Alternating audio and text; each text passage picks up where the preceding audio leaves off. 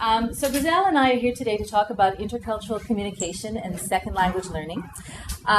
Before our presentation, Grisel and I were saying that both she and I came to Canada as immigrants a number of years ago. And so we had a special sort of awareness of the importance of intercultural sensibility, intercultural, I would say, training in regards to educators, because we experienced different elements, I would say, of intercultural insensitivity as we were going through our own programs here. And as we progressed, of course, through our own careers, it became an area of interest for us. Essentially, in keeping with the theme of this program, one of the things that we wanted to talk about was the challenges faced by educators in second language learning, particularly in Canada. So we are going to discuss essentially intercultural communication within the context of FSL, so French as a second language, French Immersion, Core French, and ESL, so English as a second language. Essentially, intercultural communication is the ability to be able to communicate appropriately and effectively in various sociocultural and sociolinguistic environments. And there is a certain element of training or awareness that accompanies this type of competence.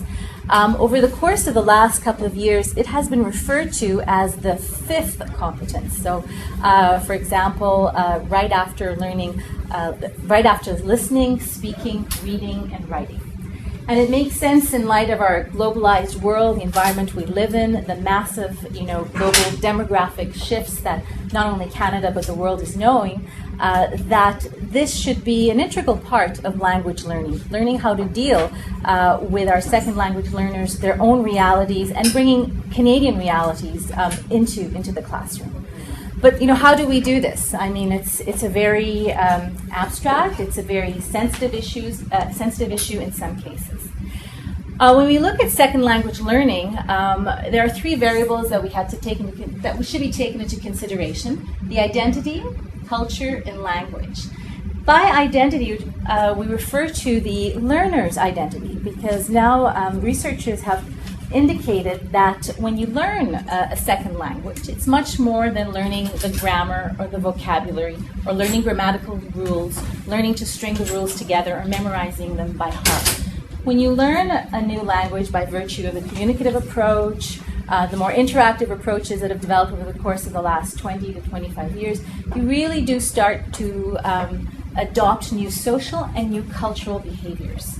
So for those of us who speak several languages, whether bilingual or trilingual, you know that there are certain terms that you would use in one language that you would not use maybe in a second language or a third language. There's certain body positions, gestures that are easily recognized in one but not in another.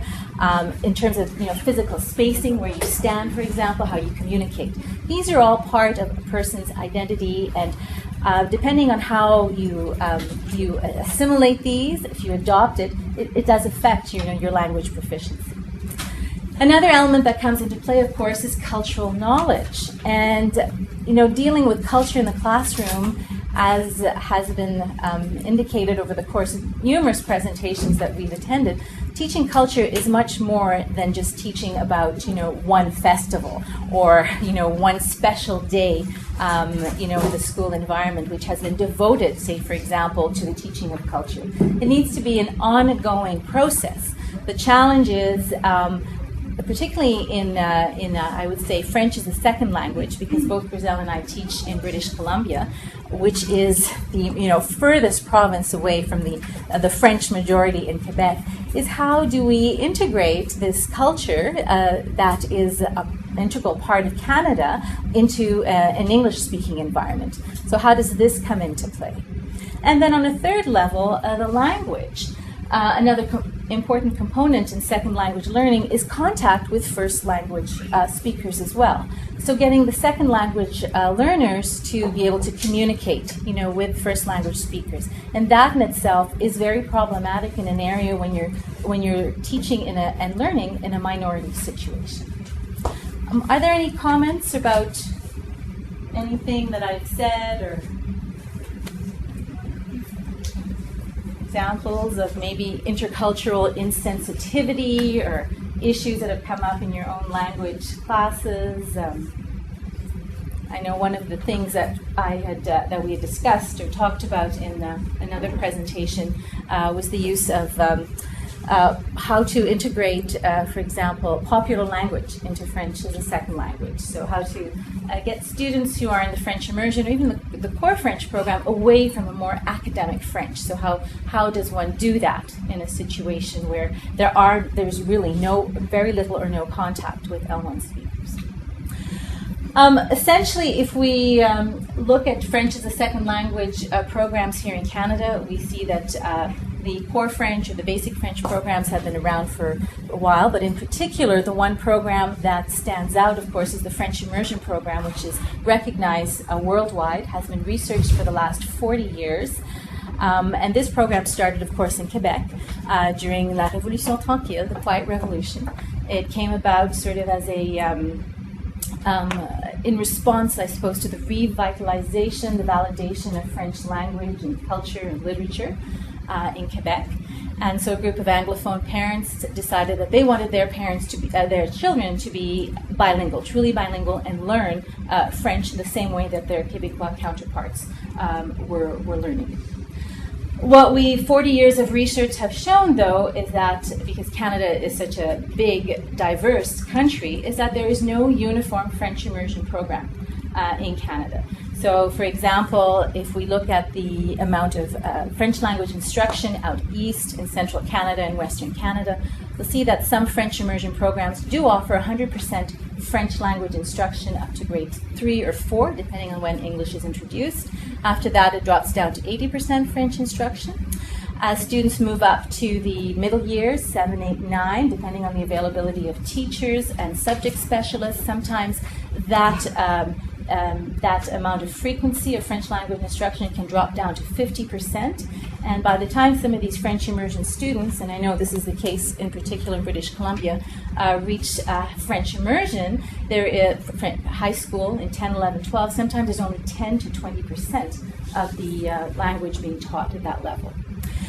Compared to, for example, other programs in central Canada and in eastern Canada, where they do manage to teach in French up to around 80% of the time. So, because of this wide variety in the frequency of language instruction, what we do see is a wide variety in the expressive issues of students. So, the way students in French immersion across Canada speak and write in French. And research has also shown that these French immersion students tend to have a reactive as opposed to an active use of the French. So that means that they may not speak French, on their own, so to speak, but they will if somebody else addresses them. And that has usually been the case. And I found that is particularly true in the area in which we teach in, which is in Kelowna, in British Columbia. It is an English majority area, and through the course of my work, I do go into the French immersion schools and I do speak to the French immersion students. But by far, these students prefer to address me in English, despite the fact that I'm speaking to them in French and I'm there, as a representative of the university or working with one of the student teachers. And that was something that I hadn't noticed when I certainly was in central Canada, and much less when I was in eastern Canada. And a last issue that the French immersion and also the core French programs face is the fact that the French that is used in the classroom is really truly a scholastic French. It really tends to focus more on the academics. So in relation to the teachers who are in the classroom, very little informal instruction is given in the area of popular French, informal French. And there have been seminal studies done in that regard. I think in particular the study done by Tyrone and Swain in 1995, which spoke about the different sociolinguistic variants and how French immersion students in particular noted that the one thing they want to do is just to be able to speak like their French counterparts. But that type of language is not being taught to them, in the French immersion programs and even in the core French. So,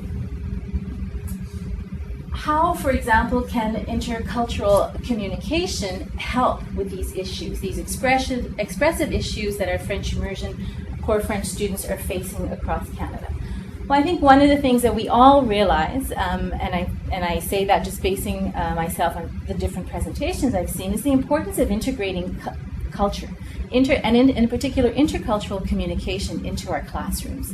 So going over and beyond just teaching the formal text as such, and really seeking out ways in which we can bring those different realities belonging to the second language into our classrooms. Because language learning and culture are truly interconnected. And the way you learn a language, of course, is by interacting with the, as much as possible, with the L1 speakers or the community. But that is not often possible.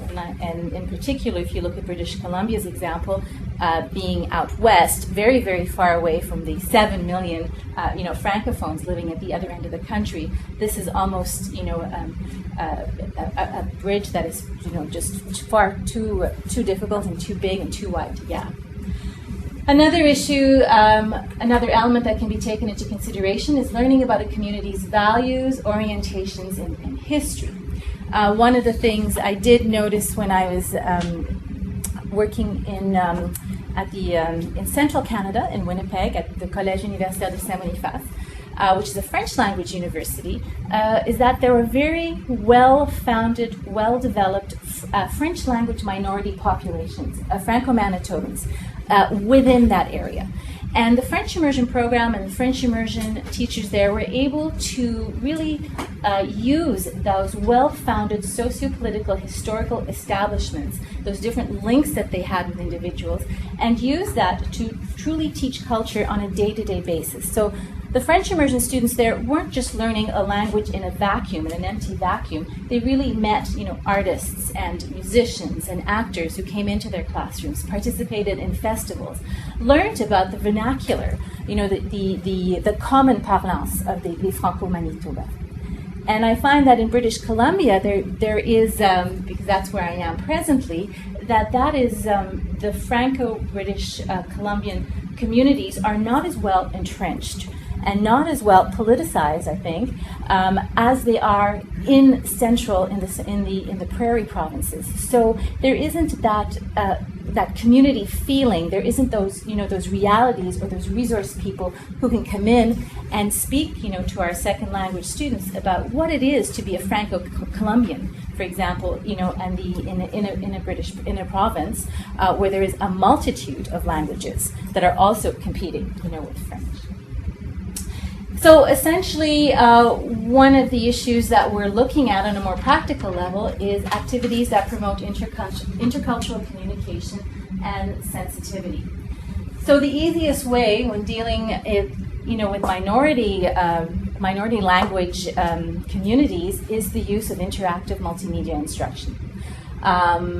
Instant communication, looking at websites, for example, like Radio-Canada or CBC, which has a very well-developed websites for teachers, for students, which includes radio shows, television shows, podcasts, webcasts, activities that the students can really get involved in, can spend time either researching, exploring, but can also read and write, and can actually communicate, not necessarily with francophones, but certainly take a look at, say, for example, what young Québécois children are looking at in French TV. How is it similar to what they're looking at? Is it a translation, or is it, a TV show or a radio show that actually originates from Quebec? Another site that I like to use, of course, is l'ONF, or the National Film Board, which is, of course, a federally funded institution which focuses on developing shorts, documentaries in both languages. So oftentimes there are classroom resources that are available for teachers, online viewing of some of the different projects that they've developed, and especially now that they have liberalized the copyrights, a lot of these videos, documentaries can be used in the classroom. And of course, integrating popular music and popular cinema into the classroom. And by using these activities, I would say on a regular basis, try as much as possible to try and create a very intercultural, inclusive environment where students really do feel that the language, the second language they're learning, belongs to a greater community and a greater culture, and that they're not just simply learning this language from a textbook. So there is a reality. Yeah, thank you for being here. I see people that I love a lot in the audience. Yeah, I'm very, very happy that you came.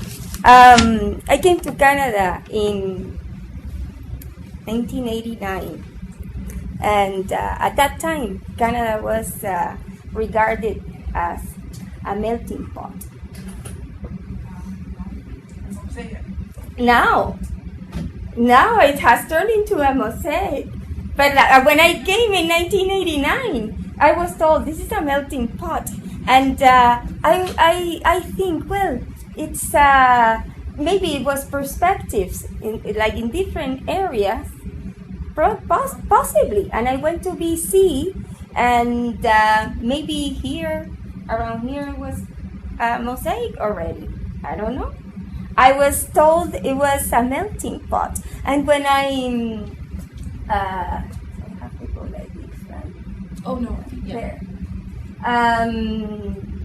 When I was writing this paper, we were writing the paper, we were thinking about one objective that has become really important, at least in teacher training, which is my area. Because everybody says, oh, Grisel Maria Garcia-Pérez, how can you teach ESL? I said, okay, well, I train teachers. That's what I do. I used to teach English as a foreign language in Cuba, right? But here, what I do is teacher training. And one of the objectives we have when we train our teachers, first at SFU and now at UBCO, is to have them promote, to try to create an inclusive classroom. And we do have the teachers who teach ESL have support from the federal government. We have the LINK programs, and I just listed one. When we have the practicum, usually the teachers complain a lot about the support they get. It's not a lot, but it is some kind of support.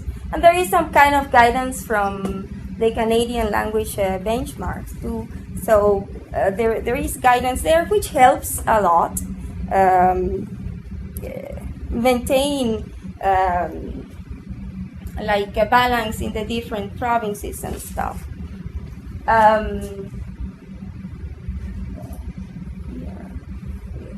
Okay. In BC, we have the British Columbia Settlement and Adaptation Program, which there are parts in there. This is all run by volunteers, and they welcome the newcomers to Canada, and they try to introduce them into the culture, Canadian culture. There is another form of support from the government through the ELSA programs. This is the teaching of ESL in BC.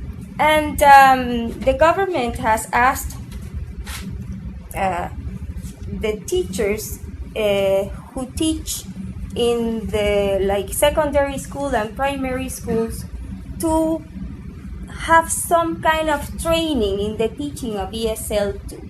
So UBC Vancouver and UBC Okanagan have incorporated courses for teachers who are graduating in the Faculty of Education, where we teach them how to incorporate those ESL students into their content area. And mainly this is what I will be talking about, okay? So, in 1 minute, I can tell you that what we do is we have them incorporate language objectives within, and this is the main thing. We tell them many things, right? But the main thing is that we tell them that they have to incorporate language objectives within their whatever they are teaching. If they are teaching math, they have to think about the main concepts they are teaching and make sure the students learn those concepts and think about those ESL students in the classroom. If they are teaching biology, they have to think about the main concept and use the main concepts around, like spread them out in the walls and stuff, and more or less a sheltered education type of thing.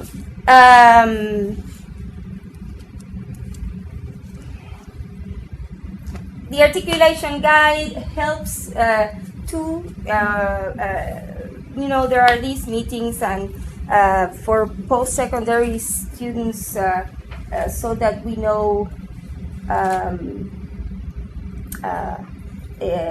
and this exists in all the languages, I think, that are taught at the university, right? The articulation guide, because we do have to go to these articulation meetings every year to see what books are every university is using and what they are doing in writing, in reading, right?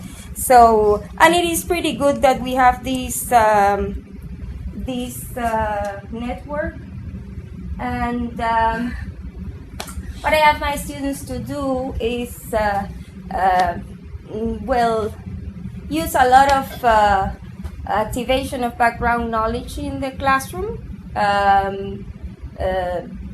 We have them do these activities in the classroom. The teachers have to do all these in the classroom, and one of them pretends he's a newcomer, an ESL student, and they need to know. I always ask them to do a little bit of research regarding who the ESL student is and the characteristics, the cultural characteristics of that specific students. They need to know that. It is really important that they too have this background knowledge. And all these strategies that are familiar to you, think, pair, share, what you know, what you want to know, what you learn, the semantic web and maps, and I give them examples like the word hug to a Spanish-speaking student and somebody from Korea. It's not the same thing. When you ask a semantic web to a Spanish-speaking student, will think about kissing, hugging, touching, and the Korean won't. See, it's different. And so these strategies can help ones. Like if we had more time, I would have, sorry that I saw that 0, but I didn't want to see it, okay? Thank you very much.